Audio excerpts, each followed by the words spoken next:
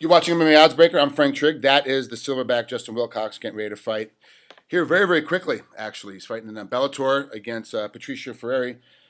13-5. Justin, he's 20-2, but that stuff doesn't make a difference anymore, does it? The records don't really mean anything. A guy could be 5-0, 5-3. It's still a bit of a battle. So, how do you see Patricio as a competitor, and where are you better than him? Pitbull. If you watch his fights, he's pretty tough. He's tough everywhere. He's got great hips on the ground. He's tough to hold down.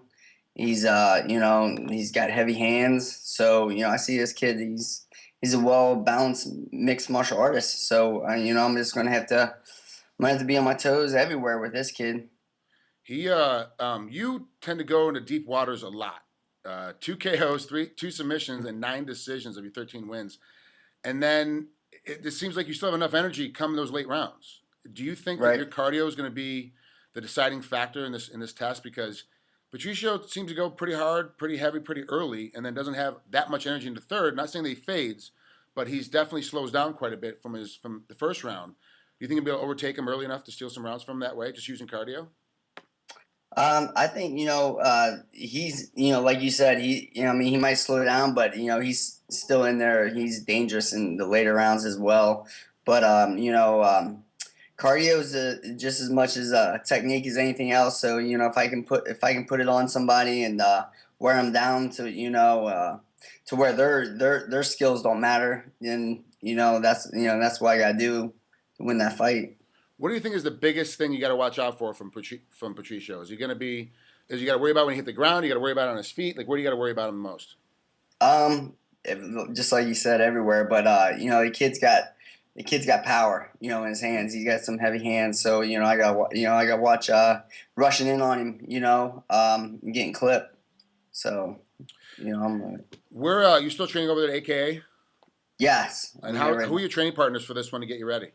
All the guys, all of our little guys. We got well, now I'm a little guy, but Thompson and Gray, Bunch just went to Bellator, so not much with him. But I got my jiu-jitsu coach that I'm staying with, Noed Lahat. He's a really good 45er. He hasn't signed with anyone big yet, but when he does, people they'll notice him. He's real tough. But yeah, a bunch of great little guys too. Who's tougher when it comes to a full sparring practice with takedowns, Gray Maynard or Josh Thompson? Both of them. They both, Thompson's got his Get off the real. fence, Justin. One of them's going to give you a worse day. One of them has Yeah, to give you a tougher time. right. Thompson's real good with his stand up. He's real. He's got some lethal stuff on his stand up, and Gray's just, he's just a tough kid all around. Good boxing, hard to take down. All right, what did you do different for this training camp to get ready? Because now it's a Bellator starting to get picked up quite a bit on Spike as far as viewership goes. A lot more eyeballs are seeing it, which means a lot more money. Right. If you have the entertainment factor, I mean, we've seen in other organizations you can lose and get a title fight if you know how to talk the right game. And so that game is coming in. So what did you do differently this training camp physically to get ready for this fight to show the fans that you're an exciting fighter and know how to compete well? It's just like my first two fights at 45. I'm just getting used to getting in those shoes at 45. That getting comfortable, getting lighter on my feet. I've been working a ton on my footwork, getting my footwork back. To where my stand up was. Because I just moved back to the East Coast, so I haven't been able to get out to the West Coast as much. But since I've been out here, they've been working on my footwork again, getting my stand up going back. So getting that. And plus I've been out of over a year, and then I just came back, and people were like, "Oh, he's such a boring fighter," but they don't realize that I'm in a tournament style here, so I'm gonna try to take the less damage as possible, make it to the final. So, but I think the fans could really, they're gonna really see, a different fight. This last one, this is gonna be, let it all go out there, stand up, everything. Well, it's only it's you look at the timing. Your last fight against Joe Tamalago was October 11th. Yeah. 35 days later, November 15th, you're fighting Patricio. So you're right. Like, you do have to slow down a little bit during your fights. You do have to keep a more relaxed pace and try not to take any damage because you're going to fight again in 5 to 6 weeks. So it's very difficult. And the fight before that, I took so much damage. Yeah, really. And that was less than a month before that. That was September 13th.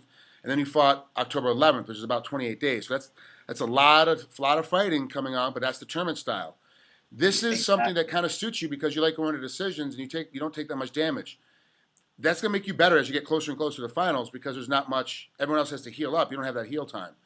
Is that one of the things that you really ride on to is not taking that much damage during your fights? You know, of course, obviously, in the Stepanian fight, you took a lot of damage. But other than that, usually you don't take that much damage. Right. Yeah. I mean, yeah, especially when you're in tournament style, and as being a wrestler, so I understand, bracket sheets. So we gotta make it to the finals. This is what we gotta do to make it to the finals.